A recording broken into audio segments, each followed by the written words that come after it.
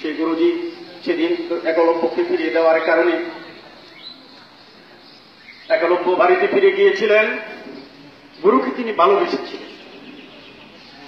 বাড়িতে যে খড়কোটা বিছালি দিয়ে সে একটা গুরুর অবিকল একটা মূর্তি তৈরি করে তার সামনে দাঁড় করিয়েছিলেন।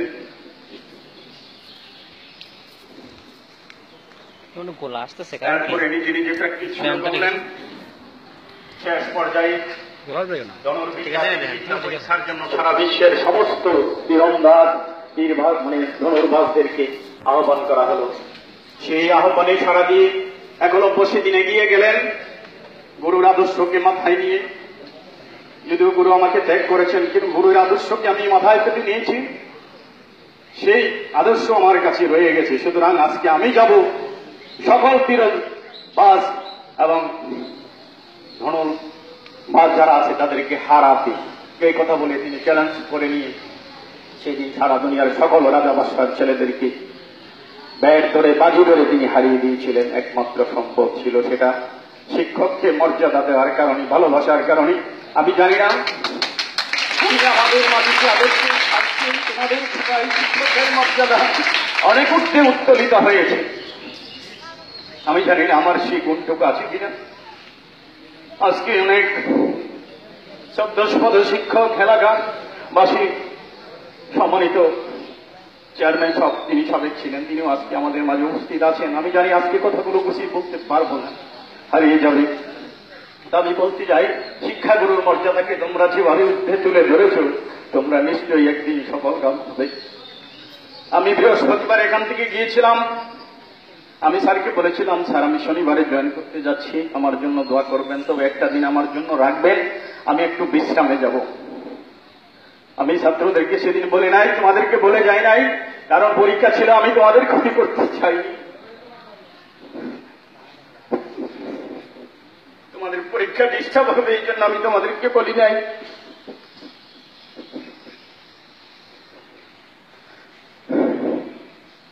দুই রাত্র আমি নির্গম ছিলাম। আমার স্ত্রী মাঝে মাঝে আমাকে খুঁজে দেখছে আমি পাশে নেই, দূরে এক জায়গায় বসে আছি। আমার স্ত্রী বলছিল, তুমি এরকম করছো কেন? আমি বলছিলাম,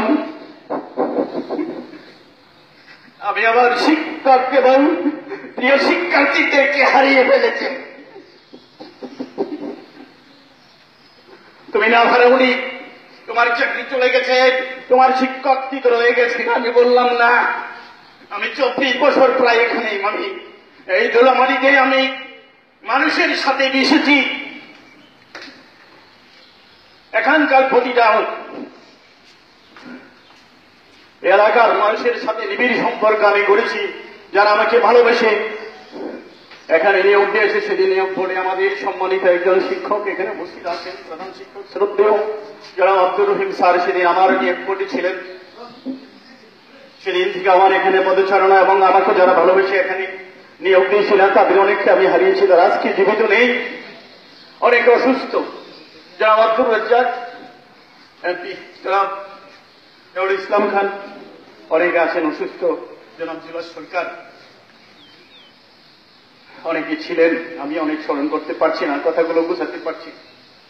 যারা জীবিত আছেন তাদের দীর্ঘায়ু কামনা করছি। যারা মরে গেছেন তাদের বিদেহী আত্মার মাগফিরাত কামনা করছি। আজকে বলার অনেক কিছু থাকলেও আমি একটা কথা বলবো, শিক্ষার্থীবৃন্দ, তোমরা এই প্রতিষ্ঠানে এসেছ শিক্ষা লাভ করার জন্য। শিক্ষার সঙ্গে আমি আগেই বলেছি শিক্ষাটা কি। আমি এখানে আমার এই বিদায় বেলায় আমার সাবেক কিছু ছাত্রের কথা না বলে পারছি না। আমাদের এই আব্দুল্লাহ আমার দেশের আগে এই প্রতিষ্ঠান অনেক ছাত্র গুণী জ্ঞানী মানুষ তৈরি করেছে। আমি আমার পিরিয়ডে যেটা দেখেছি, আমি ফিরে তাকিয়েছি, আমি দেখেছি সেখানে রিফ্লেকশন। আমার পিরিয়ডে যারা ছিলেন, কাজ করছি যাদের সাথে, আমি অনেককে হারিয়েছি। এখানে অনেক শিক্ষক আমি হারিয়েছি। সেই শিক্ষক বৃন্দ আজকে অনেকেই নাই। তাজুল ইসলাম, জনাব সিরাজুল ইসলাম আছেন অসুস্থ, জনাব মাজিদুল ইসলাম এখন, এবং জনাব আব্দুল কাদের পাঠান, যিনি প্রতিষ্ঠানের প্রতিষ্ঠাতা শিক্ষক ছিলেন, এখান থেকে তিনি চিরবিদায় নিয়ে গেছেন। আমি আজকে তাদেরকে আমার এই বিদায় বেলায় আমি জীবিত থেকে আজকে আমি মনে করি বিদায়ের স্বাদটা আমি এখান থেকে গ্রহণ করেছি। আমি তাদেরকে স্মরণ করছি, শ্রদ্ধা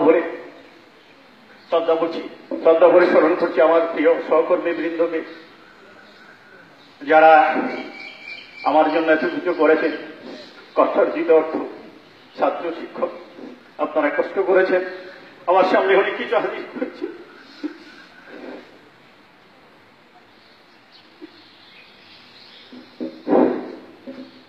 সকল চেষ্টা, সকল সাধনা প্রতিষ্ঠানের তোমাদের শিগগিরই প্রতিষ্ঠান তোমাদেরকে ভালোবাসে বলেই যারা ভালোবেসেছিল এই এলাকায় একটা প্রতিষ্ঠান তৈরি করেছে, শিক্ষার আলো দিকে দিকে ছড়িয়ে দিয়েছে, তারই পৃষ্ঠপোষকতা পোষকতা করে চলেছে। আজকে যারা এখানে জীবিত আছে, হয়তো অনাগত দিনে তারা থাকবে না, কিন্তু এলাকায় এই প্রতিষ্ঠানটি চির উদ্যুক্ত হয়ে আলোকিত চুপ করে চলবে দিনের পর দিন। আমি আহ্বান জানাবো, আমার কয়েকজন ছাত্রের কথা আমি বলতে পারি নাই, যারা আজকে বিভিন্ন স্থানে অধিষ্ঠিত হয়ে আছে।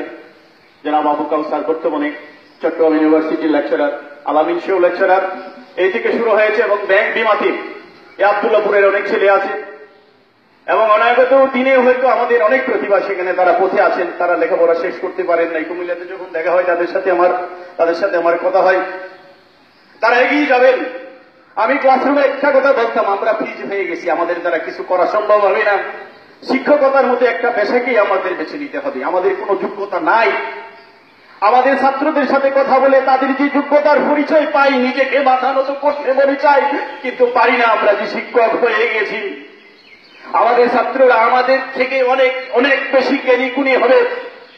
এই দেশের বিভিন্ন জায়গাতে বিভিন্ন সেক্টরে দপ্তর, অধিদপ্তর, পরিদপ্তর যেখানে আছে সেখানে তারা নিজেরা অধিষ্ঠিত হবে, আমি আশাবাদ ব্যক্ত করে যাচ্ছি।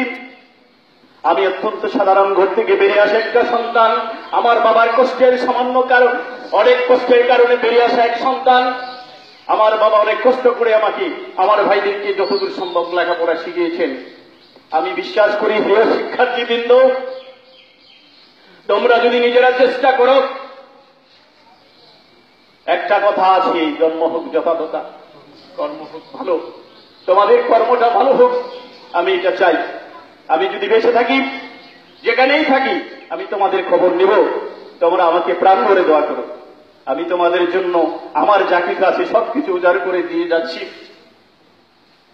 আমি শান্ত হয়েছি সেদিন শনিবারে যখন আমি জয়েন করেছি কালাগজ উচ্চ বিদ্যালয় বুড়িচং কুমিল্লা। অনেকে বলছে স্যার আমাদের বলে গেলেন না, কোথায় গেলেন? কালাকচুয়া সেটা নাজিরা বাজারের পশ্চিম পাশে একটা স্কুল, তোমরা কখনো গেলে দেখতে পারবে, রাস্তার পাশে স্কুল থেকে মানে বাইপাসের পাশে ক্যাম্পাস, এরপর স্কুলের নাম লেখা আছে, গেট দেওয়া আছে।